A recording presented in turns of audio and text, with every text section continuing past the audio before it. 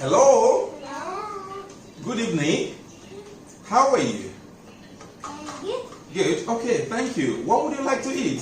Ham and chocolate and candy, Spider-Man, Iron Man. Okay. And Camille, what would you like to eat? Spider-Man. Okay. And Adam? Spider-Man candy. Okay. Adam, what would you like to eat? Spider-Man candy. Okay. And banana. Take it easy. What is going to happen now is that I will go to the shop and I will go and get you everything that you need. Okay? I want candy. He wants candy. Ibo ni mo ti sọ fún mo fẹ́ lọ bá yín ra àwọn nǹkan tẹ́ Ilé ìtajà. Mi gbọ́. Ilé ìtajà. Mi gbọ́. Ilé ìtajà. Ẹ pa àtẹ́wọ́ fúnra yín. Daddy. Ẹ sọ fún àwọn èèyàn pé ó dàbọ̀. Kindly subscribe to our YouTube channel Yoruba Pikin and remember to hit the notification bell to enjoy more of our videos. Thanks for watching.